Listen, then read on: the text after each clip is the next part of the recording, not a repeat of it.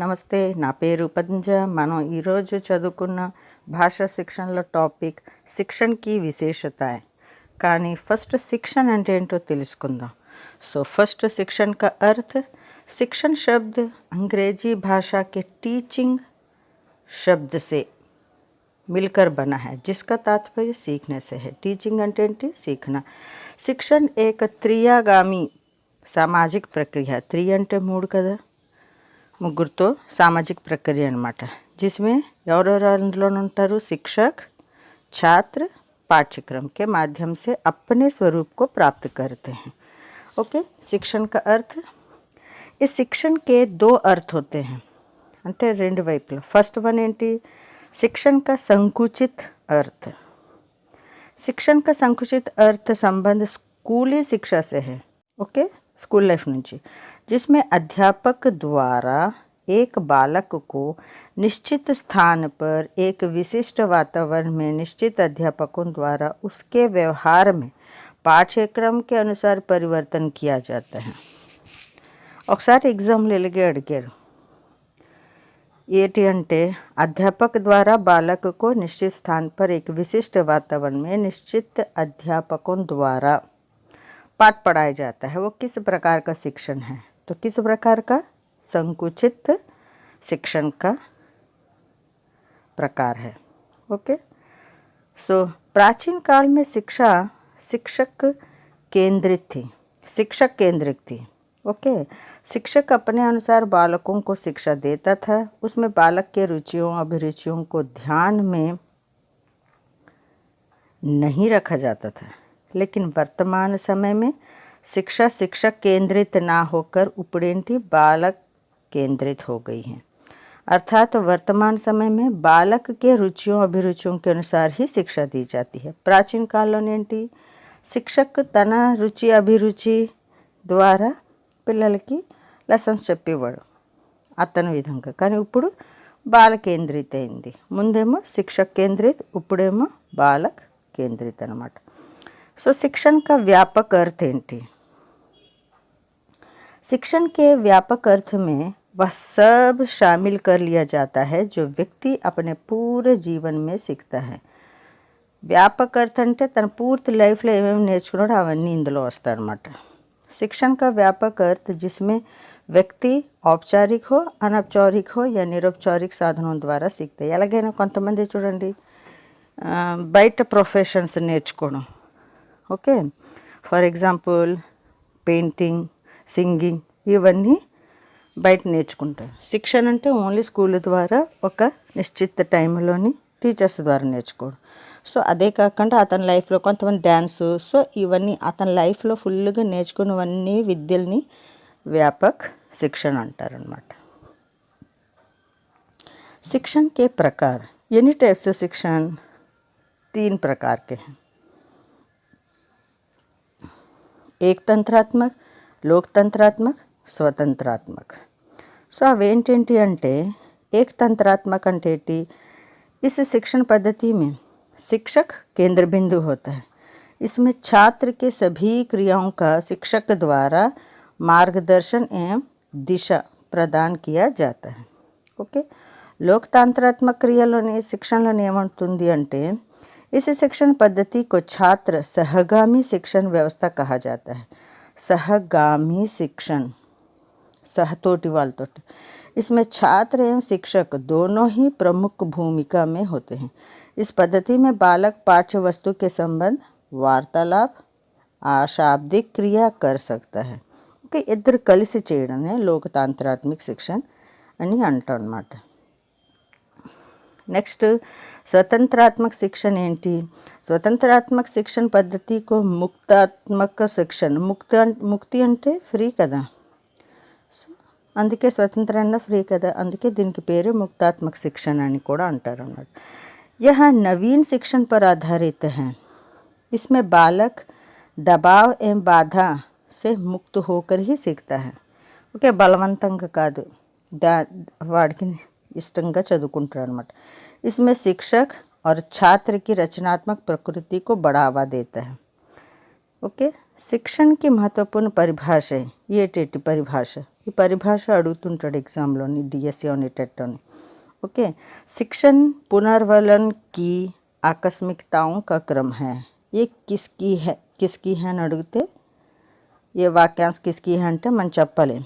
BF Skinner ఏటన్నారు section గురించి?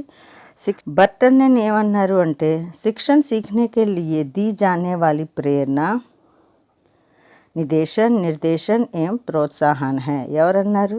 Burton ने. Okay, next రాయ్బర్న్ ఏమన్నారు? शिक्षण के 3 बिंदु हैं. 3 పాయింట్స్ అంటే ఏంటి? శిక్షక్, శిక్షార్థి ఏం పాఠ్య వస్తు. ఎవరన్నారు? రాయ్బర్న్. మెయిన్ పాయింట్ గుర్తుంచుకుంటే చాలు. तीनों के बीच संबंध स्थापित करना ही शिक्षण है. यह संबंध बालक की शक्तियों के विकास में सहायता प्रदान करता है. ఇప్పుడు అసలైంది టాపిక్ शिक्षण की विशेषताएं. शिक्षण की विशेषताएं ఏంటి? सीखने की प्रक्रिया में शिक्षण महत्वपूर्ण भूमिका निभाता है. अध्यापक सीखने की प्रक्रिया की एक प्रमुख कड़ी है. अध्यापक सीखने की प्रक्रिया की एक प्रमुख कड़ी है. चूँकि शिक्षण की पूर्ण प्रक्रिया का संचालन करने का उत्तरदायित्व शिक्षक पर ही होता है. పూర్తిగా ఫుల్ డిపెండ్ ఎవరి మీద ఉంటుంది? ఓన్లీ అధ్యాపక్, शिक्षक మీదే ఉంటుందన్నమాట. अच्छे शिक्षण के लिए यह बहुत आवश्यक है कि शिक्षक की पूर्ण रूप से प्रशिक्षित और योग्य प्राप्त हो. బాగా శిక్షణ ఇవ్వాలి అంటే ఆ శిక్షక్, ఆ అధ్యాపకుడు మంచి ట్రైనింగ్ ఉండాలి, మంచి అతనిలో యోగ్యత అయి ఉండాలి. ऐसे होने पर ही शिक्षा के उद्देश्यों का प्राप्ति किया जा सकता है. ఎలాగుంటేనే ఆ శిక్ష తాలూకా ఉద్దేశాలు పూర్తవుతుందన్నమాట. शिक्षण की प्रक्रिया सुचारू रूप से चल सकती है. ओके, ఆ ఏటేటి, ఆ విశేషత ఏటేటి గుణాలు? So first one నిర్దేశాత్మక్.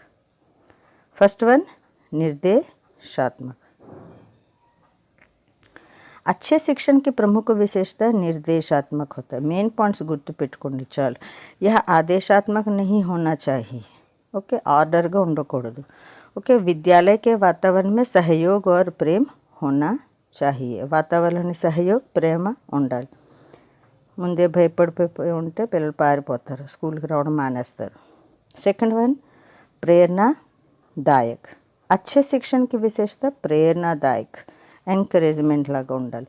शिक्षण कार्य से छात्रों को प्रेरणा मिलती है. नेक्स्ट वन सहयोग. शिक्षण की धारणा एक मार्गीय धारणा नहीं है. सभी मनोवैज्ञानिक शिक्षा शास्त्रियों ने एक मत से शिक्षण को त्रैमार्गी, 3 మార్గాలు చెప్పారు.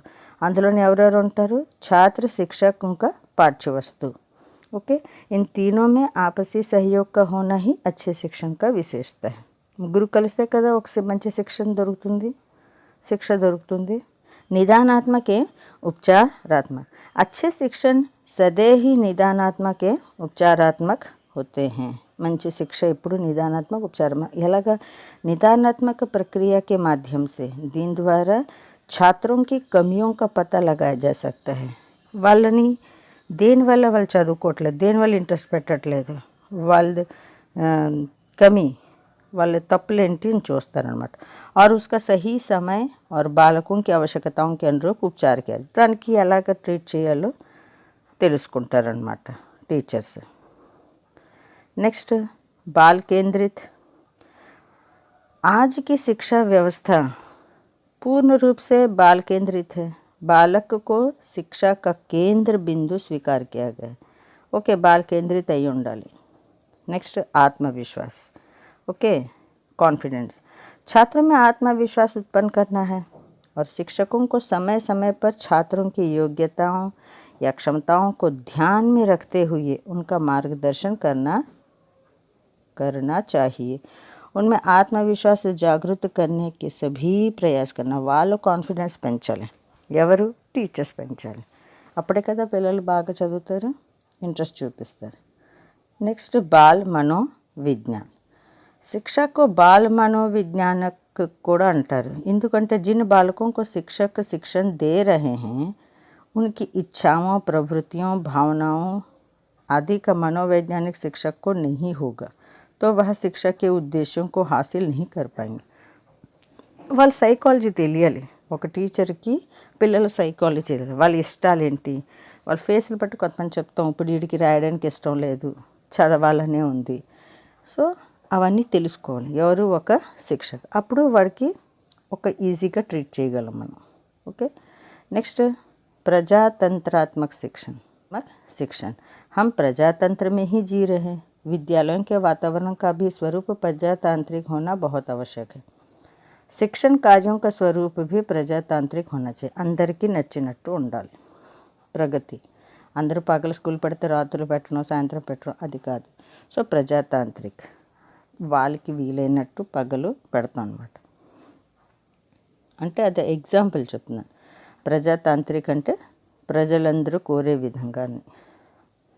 प्रगति अच्छे शिक्षण की विशेषता है। छात्रों का शैक्षणिक स्वरूप ऊंचा और वह निरंतर प्रगति की ओर अग्रसर हो रहे हैं, तो यह निसंकोच कहा जा सकता है कि ऐसा उस विद्यालय के उच्च शिक्षण स्तर के कारण ही हो रहा है। ఒక స్కూల్లోని ఇంక్రిమెంట్ అవుతుందంటే ఆ స్కూల్లో ఉच्च शिक्षा स्तर के कारण ही हो रहा है। మంచి శిక్షణ ఇవ్వడం వల్లే ఆ స్కూలు మంచి ఇంప్రూవ్మెంట్లో వస్తుంది అని అర్థం, మంచి పేరు వస్తుంది అని అర్థం. सहानुभूति और प्रेमपूर्ण वातावरण में किए गए शिक्षण कार्य का प्रभाव चिरस्थायी होता है. వాళ్ళతో ప్రేమగా ఉంటూ మంచి వాతావరణం వాళ్ళకి సహానుభూతి చూపిస్తూ మనం చెబితే ఆ శిక్షణ వాళ్ళకి చిరస్థాయిగా ఉండిపోతుంది. సువ్యवस्थित మంచి వ్యవస్థ అన్నమాట.